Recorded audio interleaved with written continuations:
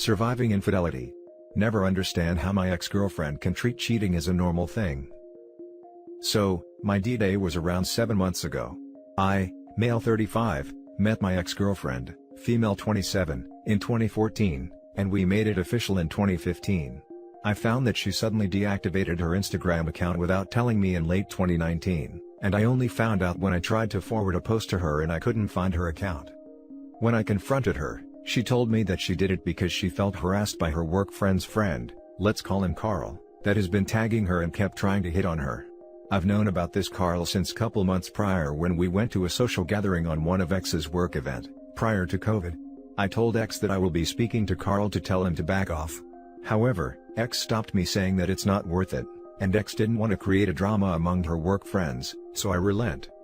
Then COVID happened, and in March X told me that she'd been laid off and needed to move back to her hometown due to lack of funds, and I was not able to help her that time because I was in the middle of renovating my home. I paid her rent and bills when she first moved to my city and haven't found work. X refused to move in with me because I lived in the suburb, and her old place was in the city center. We live 50 minutes apart. So we were apart for a few months until May, when I had finished renovating and had some funds to help her pay her apartment. While we were apart, I find her to be quite distant and cold. She went out often, despite COVID, and still awake in odd hours like 3 a.m., 4 a.m. At first, I dismissed my thoughts because I thought she was depressed and stressed, but these activities continued even after she went back to our town. One day, I was hanging at her place when she was taking a bath and her phone was blasted with chats. So out of curiosity, I opened her chat to see who was chatting her, and I found a barrage of nudes from Carl being sent to her, with a text saying, "I can't wait to see you tomorrow." My body went numb, and my mind went blank. I was fuming, so I tracked back to her previous chats with Carl, and I found out that they have been exchanging nudes since 2019. I took pictures of the chats and nudes, then I told her I had emergency issues at work that I needed to attend. I work in medical field so she knows sometimes I am needed in a certain situation. When I got back, I cried like a little baby. Part of me thinking that I should fight for her, part of me just hurt, real hurt. You see, my previous relationship also ended with me getting cheated on, so experiencing it again really sting me in the most hurtful place. In the morning, I opened my chats with her to see all our previous chats. I opened our pictures together, trying to find a reason not to throw this relationship away, until I stumbled upon our Instagram chats. I never deleted my chats with her. Lo and behold, her IG profile picture was there, but I couldn't find or open her profile. Then it clicked. She blocked me. This woman had me blocked on her IG with the guise of deactivating her IG. I made another account to stalk her IG and yes, her IG was active, and was not put into private. I saw all her pictures, all her parties, stories, and yes, lovely picture of her kissing Carl in the mouth which was taken not too long ago. Something snapped in me, and I was no longer feeling sad. All I felt was indifference. I took pictures of her IG and deleted everything I had about her on my phone, laptop, everything. I sent her a text, asking her to meet up. And when we meet, I just showed her the pictures I took on her phone and IG, straight told her that we are done. I don't know her anymore and I don't owe her anything, then left. I blocked her anywhere that had me connected to her. Told my parents and relatives to ignore her call. Couldn't ghost her because she knows where I live and work, so I just went no contact, and I went hard. Mutual friends trying to get me to forgive her, but I told them to stop contacting me about her or I will block them as well, so they back off after that.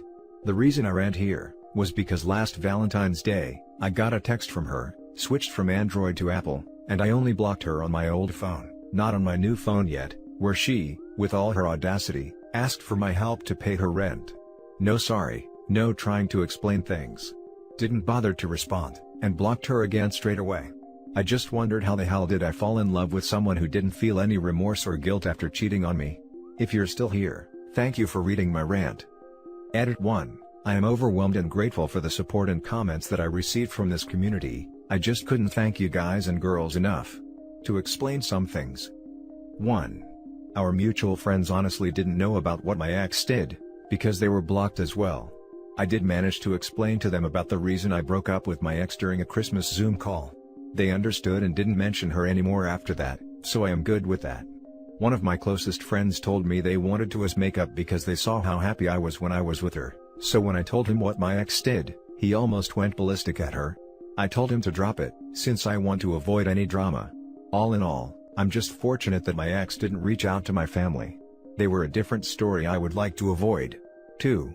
Some asked about the IG. I have to admit that I suck and ignorant at social media thing.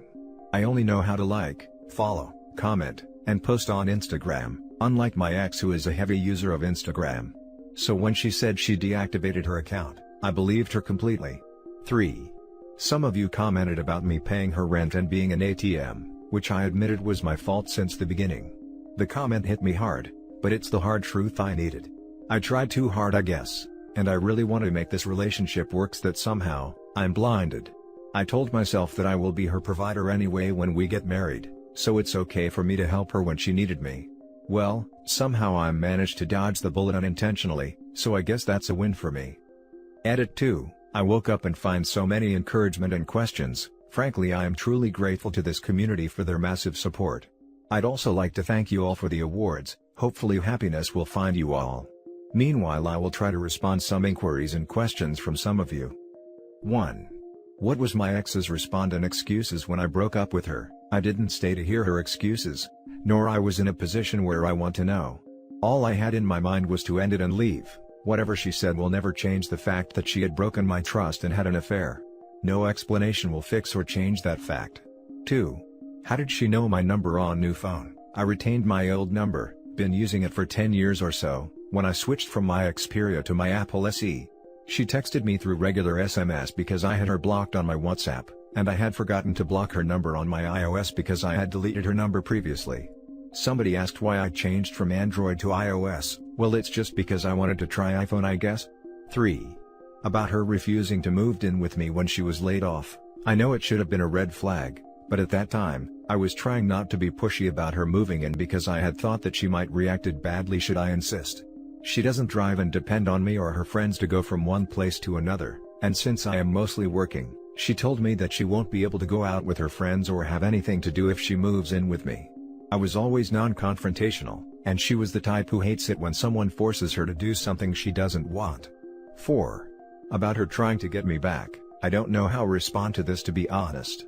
I don't know whether I am mentally prepared to see her again or caught off guard meeting her. This is the worst scenario that could happen to me right now. 5. I can't ghost her for obvious reason, house and work. Since I can't ghost her, I just really hope that she won't come to my house or workplace. After 7 months, I really hope she won't ever show up her face again. Again, thank you for your support and encouragement. It really made my day and reminded me that all will get better.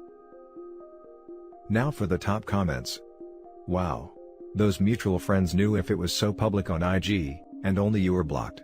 Ditch all those people. Thank you for your response. Our mutuals are only 5 people. I have a very small circle of friends, so my ex had them blocked as well. My mistake was that I didn't want to explain why we broke up to my friends, and I deleted all my pictures about our IG, too hurtful to keep.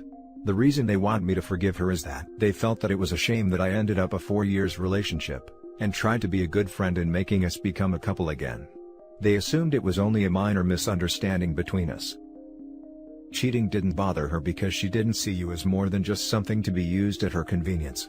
This is confirmed by her asking you to help pay rent. I knew where this was headed when you said you paid her rent, but she wouldn't live with you, even temporarily. I just wondered how the hell did I fall in love with someone who didn't feel any remorse or guilt after cheating on me? It's a simple and very well-known pattern. You're a good, honest, considerate and loving person, Mr. Nice Guy, and she is a narcissist who needs constant supply of external validation, and one man, especially the nice one, is never enough. You're lucky that you discovered her cheating. And you're wise to quickly dump her. She'd ruin your life. You're capable of deep love, so move on and look for a woman worthy of you, who will love you as deeply as you'll love her. There are many such women, and dating is so easy nowadays. Take your lesson and don't get attracted to a narcissist again. Thank you. I'm taking it slow right now, and took advice from this subreddit to help me build my self-image. I am grateful to have found this subreddit few months ago. Holy cow. That's one hell of a story. I'm sorry you had to go through this. Thank you for your response. I am fortunate that I am in a better place now, and was able to move on. Though somehow my ex was able to trigger me with her text. Now for the last story. My story. A bit lengthy, but here's my story and I feel it's important, My fiancée and I were together for 6 years, lived together for over 5, and were engaged for 2. We had always had a wonderful relationship. She was the one that wanted to move in with me. She started dropping hints that she wanted to get engaged. Of course, I was ready and happy to also. After almost 4 years into our relationship, not too long after we were engaged, I discovered that she had some real clinical depression. She had always talked about how her career wasn't working out the way she'd hoped, and that it was making her depressed. One night, I came home and discovered that she cut herself on the wrist multiple times. I cried and panicked. But I cleaned her wounds, bathed and fed her, and vowed to support her and get her better.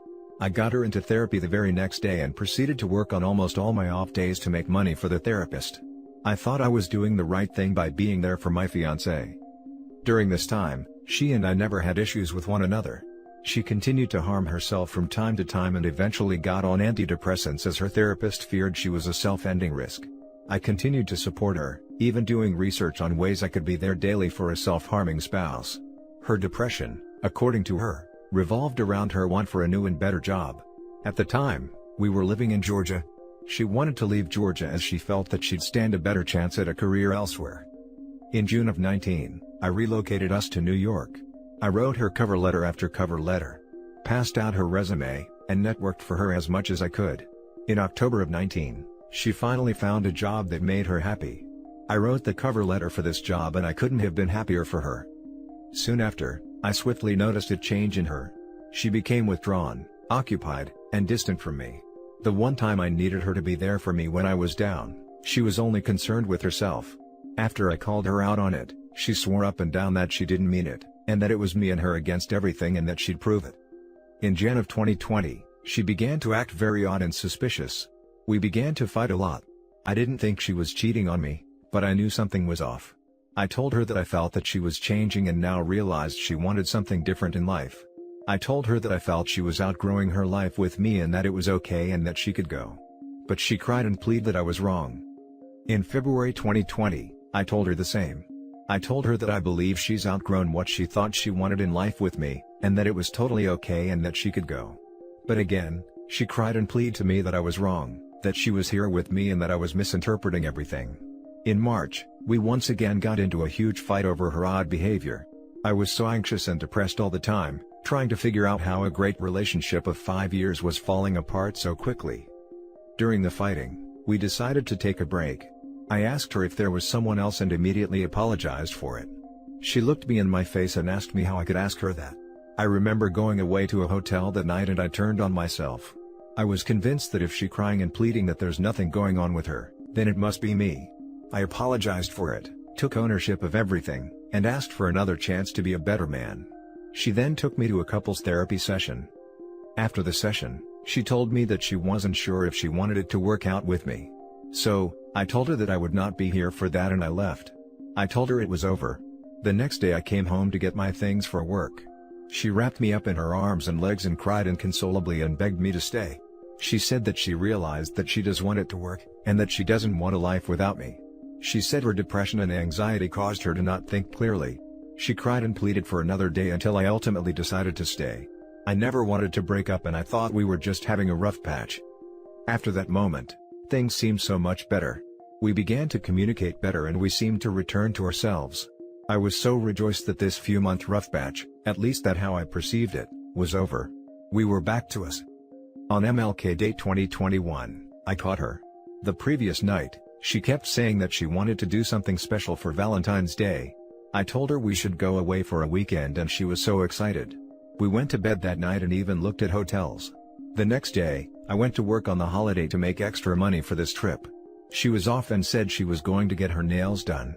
She then said she was going out for drinks with her girlfriends. Later that evening, she came home and readily ate the meal that I prepared for her, the one she requested. Something wasn't sitting right. I checked her phone and saw everything. She reached out and made plans with him the previous night, the same night we were planning our special Valentine's Day trip. She spoke to him using words she'd used with me for years. She even threw me under the bus to him. When I confronted her, she continued to lie and lie. She finally admitted what she'd done and said it started in March. March of 2020, the time when she convinced me I was crazy. The month that she took me to couples therapy knowing what she had already done. The way she had known what she'd done when she cried and pleaded for me to come back and stay. Her explanation was that, we were fighting so much and she went to him and developed feelings for him. If you look at the timeline of the fighting, January, February, and March, she was already down this road. So the sudden fighting was happening because of what she was doing, not the other way around. The fighting was happening because she was doing this, and when I called her out for acting weird, she convinced me I was crazy. When it was all done and over with, she basically blamed it on me and laid out a laundry list of all the ways I was terrible to her.